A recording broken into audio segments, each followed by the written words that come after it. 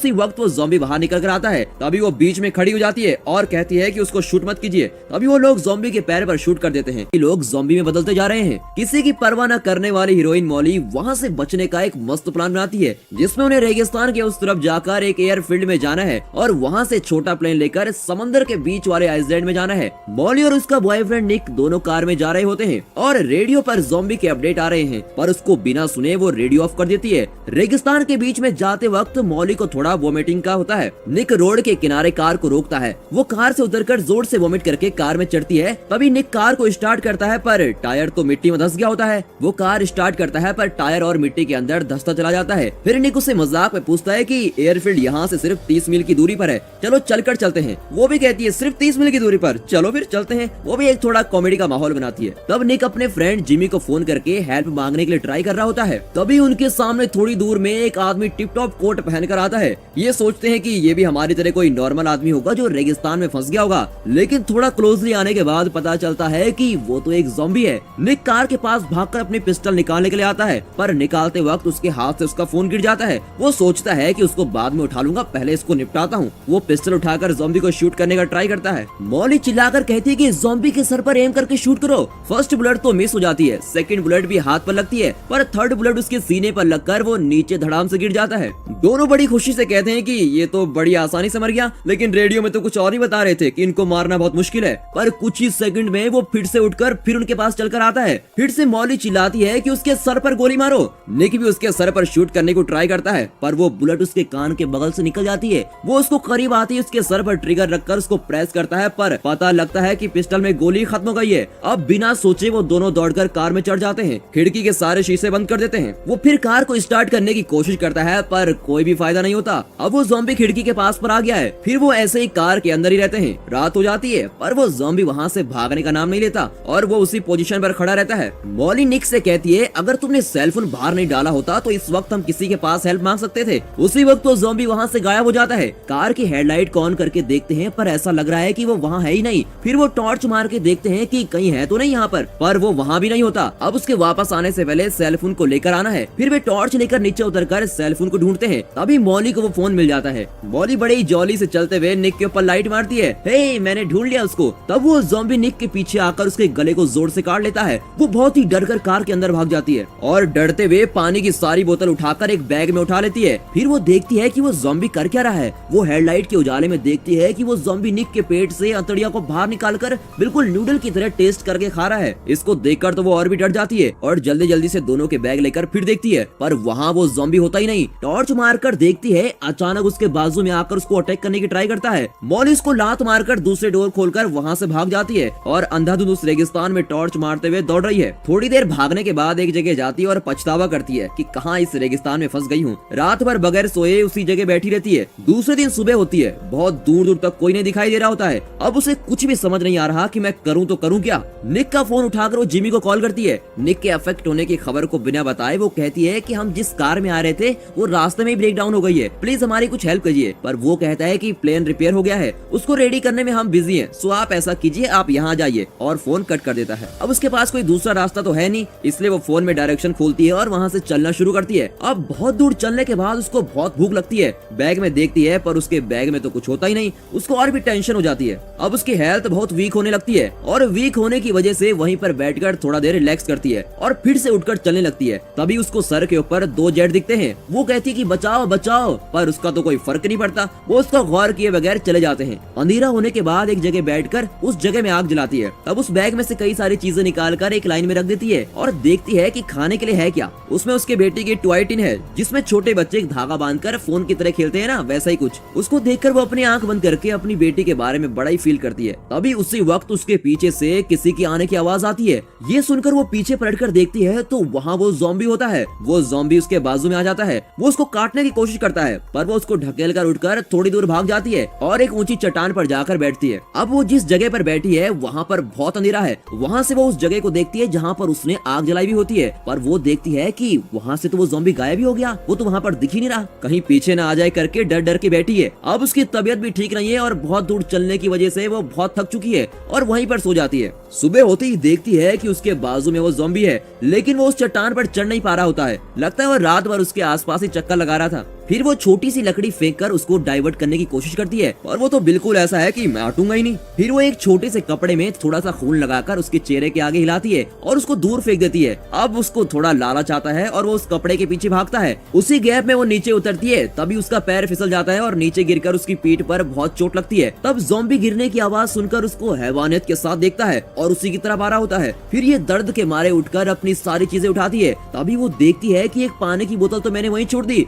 और रेगिस्तान में पानी तो कितना जरूरी है ये सबको पता है। वो उसको उठाने की सोचती है, पर उसी वक्त वो ज़ॉम्बी वहाँ आ जाता है और उसको अब भागना ही पड़ता है। लेकिन वो बड़ी डेयरिंग है, वो फटाफट जाती है और उस बोतल को उठा लेती है और वहाँ से एस्केप होकर थोड़ी दूर भाग जाती है। अब ये जा रही होती है, तभी 10 कदम की डिस्टेंस पर खूंखार ज़ॉम्बी भी उसको फॉलो कर रहा है। ये सोचती है कि बहुत चलना हुआ, थोड़ी देर रेस्ट करती हूँ, पर ज़ॉम्बी के पीछे आने की वजह से वो रेस्ट भी नहीं कर पाती और बिगर पानी पिए कंटिन्यू चल रही है। उसके पास जो खाना होता है अब वो भी खत्म हो जाता है, फिर भी चलती ही रहती है। पर बीच बीच में वो ज़ॉम्बी लड़खड़ा के गिर रहा होता है, तो उसे देखकर उसका मजाक उड़ाकर हंसते हुए टाइम पास करते हुए जाती है। तब थोड़ी दूर जाने पर एक घर आता है। वो उस घर के अंदर कुछ खाने के लिए है क्या देखने के लिए जाती है। वहाँ पर कांच टूटकर पड़े हैं और वो घर भी बहुत डैमेज हुआ है। फिर वो घर के अंदर जाकर देखती है, पर वहाँ खाने के लिए तो कुछ है ही नहीं और पानी भी बिल्कुल नहीं है। किसी जंग के मैदान की तरह वो जगह दिखती है। फिर वे बिखरे हुए एक बेड में थोड़ी देर बैठकर सिगरेट जलाकर आराम से रिलैक्स करती है और वहीं सो जाती है। नींद में उसको ऐसा ख्वाब आता है कि जैसे उसकी बेटी उसको आकर उठा रही हो। जब वो आंखें खोलती है तो देखती है कि एक अजीब सी आवाज आ रही है। वो आवाज सुनकर धीरे से रूम के बाहर झांकती है कि वहाँ है क्या। वहाँ देखती है तो वो ज़ॉम्बी उसको ढूंढ रहा है कि कहाँ गई कहाँ गई। धीरे धीरे करके वो जिस रूम में है उसके करीब आता है। वो भागकर एक स्क्रीन के पीछे बैठकर टब पर लेट जाती है और वो भी स्क्रीन के नजदीक आकर उसको ढूंढता है।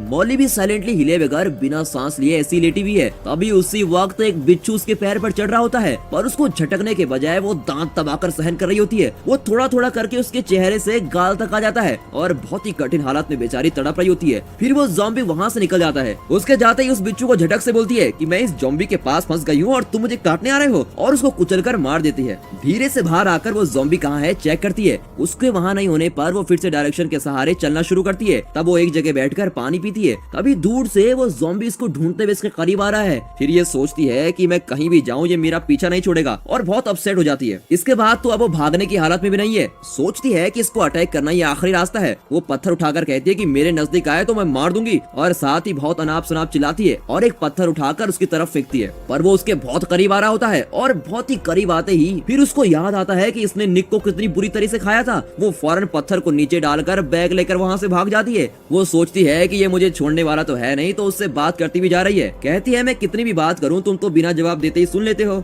वही बात मुझे पसंद आई, पर तुम्हारी आवाज और स्मेल मुझे बिल्कुल पसंद नहीं है। वो एक फ्रेंड की तरह उससे बात करते हुए चली जा रही है और जब टायर्ड हो जाती है तो छोटे छोटे से चट्टानों पर चढ़कर रेस्ट करती है और फिर चलना शुरू करती है। और वो ज़ॉम्बी भी उसको फॉलो कर ही रहा है। अंधेरा होने के बाद वो फिर से एक चट्टान पर बैठ जाती है और आग जलाकर उसके पास के बारे में और अपनी बेटी के बारे में सोचकर फील करती है। दूसरे दिन सुबह फिर से चलना शुरू करती है और वो ज़ॉम्बी भी उसको फॉलो कर रहा है। तभी एक रेत का टीला जैसा है उस पर थोड़ी दूर चलती है और कुछ दूर चलने के बाद वो एयरफील्ड के करीब है ऐसा सोचकर बहुत खुश हो जाती है। पलट कर देखती है तो वो ज़ॉम्बी उसको अब फॉलो नहीं कर रहा होता है और वो बहुत ही खुश हो जाती है, पर उसकी तकदीर उसको नहीं छोड़ती। अभी वहाँ पर एक खतरनाक रेत का तूफान उसकी तरफ आ रहा है और उसको ना चाहते हुए भी दोबारा उसी रास्ते में वापस जाना पड़ता है जहाँ से वो आई थी। इसी बीच में वो ज़ॉम्बी उसको पकड़ने की फिर कोशिश करता है, जिसमें ये उससे खूब लड़ती है और उसको ढकेल कर थोड़ी दूर भाग जाती है और थोड़ा जाकर गिर के बेहोश हो जाती है। ज़ॉम्बी के ऊपर मिट्टी गिर जाती है और वहीं जमीन में दफन हो जाता है। अब ये बेहोशी से बाहर आकर आंखें खोलकर देखती है कि उसके सारे बदन में मिट्टी लगी हुई है। तभी थोड़ी दूर में उसको एक कार जाती हुई दिखाई देती है और वो हेल्प हेल्प करके चिल्लाती है, पर उसके मुंह से सिर्फ हवा ही निकलती है। बहुत कोशिश करने के बाद और चिल्लाने के बाद ट्राई करती है, तभी धीरे से आवाज निकलती है। अब ये सोचती है कि बस मेरा तो काम हो गया, वो कार वाले तो मुझे देख ही नहीं रहे हैं। पर उस कार में आने वाले दो लोग उसको देखकर खुद गाड़ी रोककर नीचे उतर कर आते हैं। उनको देखते ही ऐसा फील करती है कि जैसे भगवान आ गया हो और उसकी आंख से खुशी के आंसू भी निकलते हैं। वो पूछते हैं कि क्या हुआ।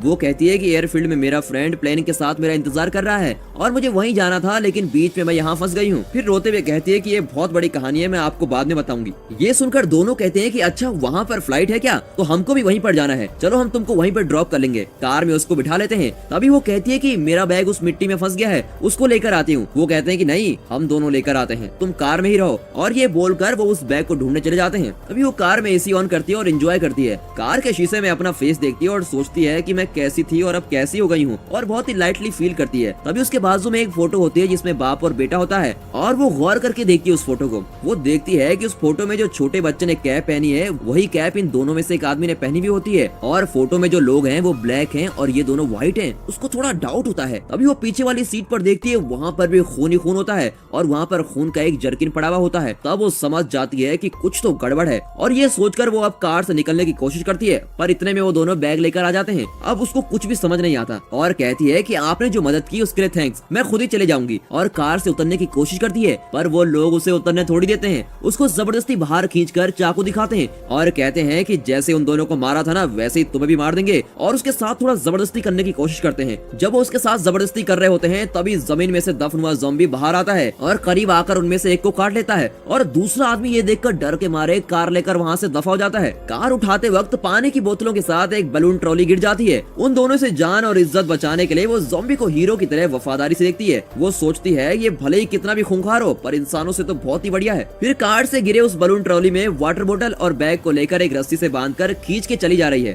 थोड़ी दूर चलकर जाने के बाद एक जगह बैठकर सोचती है कि ये मेरी लाइफ में क्यों हो रहा है, मैंने तो किसी का बुरा नहीं किया कभी, और बहुत फील करके रो रही होती है। फिर भी थोड़ी देर में वो ज़ॉम्बी इसका पीछा करते हुए आ रहा होता है। तब ये देखती है और सोचती है कि ये मेरा पीछा कर रहा है तो कोई ना कोई मतलब तो जरूर है, ये मेरा पीछा करते हुए यहाँ तक पहुँच गया, इसका कारण तो जरूर कुछ है। वो सोचती है कि अगर वो फॉलो नहीं करता तो मैं रेस्ट ले लेती, पर वो भी हमेशा की तरह उसको फॉलो करते हुए आ ही रहा है। अब वो उतर कर चलना शुरू कर देती है। थोड़ी दूर जाने के बाद एक जगह पर बहुत से टायर रखे हुए होते हैं। फिर उसे देखकर उसको एक आइडिया आता है। वो उस बलून ट्रॉली पर लगी हुई रस्सी को टायर से बांध देती है और उस टायर को ज़ॉम्बी के गले में डाल देती है, और अब फ्रीली आराम से चल रही है। उस ज़ॉम्बी को टायर निकालकर फेंकना भी नहीं आता, और वो बलून ट्रॉली को खींचते हुए हच डॉग की तरह उसके पीछे चल रहा है। चलकर जाते वक्त उस ज़ॉम्बी के पास पूछती है तुम्हारी वाइफ और बच्चे कहाँ हैं? पर तुम फिक्र मत करो, वो जहाँ भी हैं ठीक ही होंगे। जैसे मेरी बेटी है ना वो भी ठीक ही होगी। मेरी दीदी को बहुत दिनों से बच्चा नहीं हुआ और पैदा भी नहीं होगा, इसीलिए मैं अपनी बेटी को उनके पास देकर आ गई, इसलिए मेरी बेटी को देखने की जिम्मेदारी उनकी है, सो मेरी बेटी उनके पास ठीक ही होगी। फिर कहती है कि ये सब मैं तुमको क्यों बता रही होंगी, पर फिर भी ये सब तुमको बोलने के लिए दिल कर रहा है, और अपने दिल की सारी बातें बोलते हुए चली जा रही है। फिर वो सोचती है कि इस ज़ॉम्बी को चट्टान से बांधकर आगे निकलती हूँ, पर उसको अकेले छोड़कर जाने का मन नहीं करता, इसलिए उसकी रस्सी को खोलकर उसके पास जाती है। वो उसको काटने के लिए नजदीक आता है, तभी वो कहती है रुक जाओ, स्टॉप, और वो वहीं रुक जाता है। वो उसके पेट एनिमल की तरह पेश आ रहा होता है। फिर से रात को एक चट्टान में जाती है और उस टिन को देखते हुए अपनी बेटी को याद करती है। फिर वो उस ज़ॉम्बी से अपनी बेटी के बारे में दिल खोलकर बात करती है। बेटी के याद में सिर्फ ये टिन ही है करके बहुत दुखी होकर बोलती है। वो भी उसको ऐसे दुखी होकर देखता है जैसे उसको सब समझ आ गया हो। दूसरे दिन फिर से चलती है। ज़ॉम्बी से कहती है कि आज दोपहर से पहले उस एयरफील्ड में पहुंचना है। तभी चलते वक्त सामने एक ब्रिज आ जाता है। बहुत खुशी के साथ उस ज़ॉम्बी से बोलती है कि हम बहुत करीब हैं, थोड़ी आगे में ही वो एयरफील्ड है। तभी उसी वक्त वहाँ से थोड़े मिलिट्री ट्रक को आते हुए देखती है। उसे लगता है कि अगर वो ज़ॉम्बी को देखेंगे तो वो उसको शूट कर देंगे, इससे डरकर उसे ब्रिज के बाजू में छुपा लेती है। अब सारे ट्रक उस ब्रिज को पार करके चले जाते हैं, पर एक ट्रक वहीं पर रुका होता है। उसमें से दो सोल्जर निकलकर इसकी तरफ आते हैं। आते हुए देखकर वो सिर्फ उनके पास जाती है और उसको देखते ही वो शूट करने के लिए पिस्टल निकालते हैं। तभी उनको पता चलता है कि ये ज़ॉम्बी से इफेक्ट नहीं है, और पूछते हैं कि तुम इस तरह बाहर डेंजर एरिया में क्यों घूम रही हो, और उससे कहते हैं कि ट्रक में आ जाओ। पर वो कहती है कि मैं मेरे हस्बैंड के साथ हूँ, सो नो प्रॉब्लम, आप लोग जाइए, आप लोगों को बहुत काम होगा, सो आप जाइए। और वो उनको भेजने की कोशिश करती है। वो लोग भी ट्रक की तरफ जाते हैं। तभी उसी वक्त वो ज़ॉम्बी बाहर निकल कर आता है। तभी वो बीच में खड़ी हो जाती है और कहती है कि उसको शूट मत कीजिए।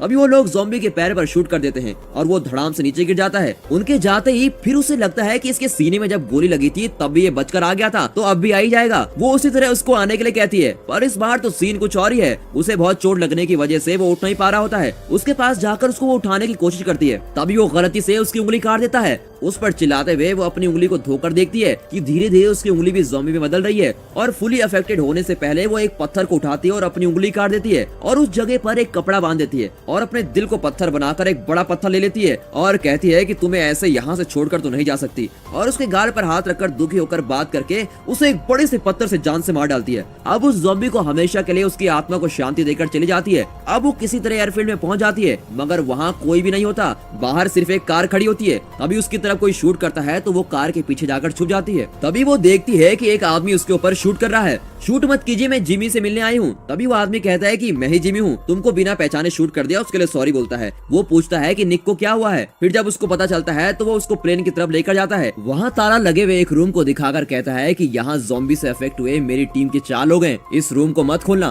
तभी पायलट कहता है कि प्लेन उड़ने को तैयार है। पायलट और वो जिमी दोनों टेस्ट ड्राइव के लिए जाते हैं। अब मॉली सोचती है कि इनके वापस आते ही हम आइसलैंड में चले जाएंगे। अब वो प्लेन का इंतजार कर रही होती है। तभी उसको अपनी बेटी की याद आती है और निकलने से पहले सोचती है कि एक बार उससे बात कर लेती हूँ। फिर वो उसको टेलीफोन लगाती है। रिंग जा रही होती है पर कोई उठा नहीं रहा होता है। बार बार ट्राई करती है और आखिर में उसकी बेटी उठाती है। मॉली कहती है कि मैं तुम्हारी माँ बात कर रही हूँ, क्या कर रही हो? तब वो कहती है कि यहाँ कुछ प्रॉब्लम है, मम्मी ने पलंग के नीचे छुपने के लिए कहा था, जब तक मैं ना आऊँ बाहर मत आना। ऐसा बोल के वो रूम डोर करके यहाँ से चली गई और अभी तक वापस नहीं आई। फिर ये कहती है कि मैं वहाँ पर आऊंगी, तब तक वहीं पर छुप कर रहना। अब मॉली कार में चढ़कर निकलने के लिए ट्राई करती है, मगर उस कार में तो चाबी लगी हुई है। वो सोचती है कि वो चाबी जरूर उस लॉक किए हुए रूम में होगी और वो उस रूम का ताला तोड़कर वहाँ अंदर जाती है। वहाँ देखती है तो वहाँ पर एक ज़ॉम्बी मरकर पड़ा है। उसको देखकर वो डर जाती है, पर फिर भी धीरे धीरे से पॉकेट में चाबी ढूंढती है, पर चाबी मिलती नहीं। अब थोड़ा अंदर जाकर ढूंढ कर देखती है, तभी और एक ज़ॉम्बी उसको अटैक करने की कोशिश करता है। तभी वो हाथ में रखे हुए लकड़े से उसके सर पर बार बार जान से उसको मार देती है,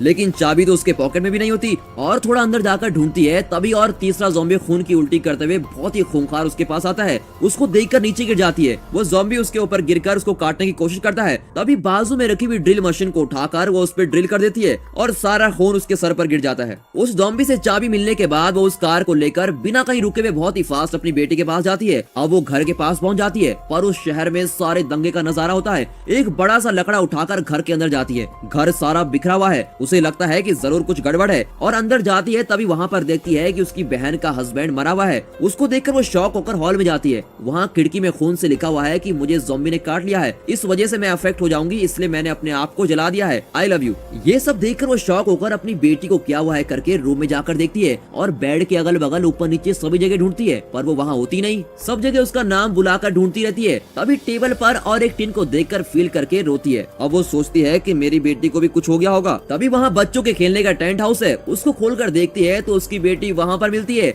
मॉली के बदन पर सारा खून देखकर उसकी बेटी उसको देखकर डर जाती है और आंख बंद कर लेती है। मॉली कहती है कि मैं ही तुम्हारी माँ हूँ, और जब वो कन्विंस हो जाती है तो वो भागकर उस पर लिपट जाती है। वो कहती है कि तुम मुझको क्यों छोड़कर चली गई थी, मैंने तुमको बहुत मिस किया करके कहती है। दोनों गले लगकर रोते हुए प्यार करते हैं। वहाँ से बाहर आकर निकलने के लिए देखते हैं, तभी उस शहर के बहुत सारे ज़ॉम्बी दरवाजा खोलकर घर के अंदर आ जाते हैं। मॉली कहती है कुछ भी हो जाए तुम मेरे पीछे ही खड़ी रहना, मैं देख लूंगी इनको। और लकड़ा उठाकर मॉली बिल्कुल रेडी रहती है और यहाँ पर ये मूवी खत्म हो जाती है। दोस्तों आपको क्या लगता है इस फिल्म की एंडिंग कैसे होगी? क्या वो ज़ॉम्बी को मारकर अपनी बच्ची को बचा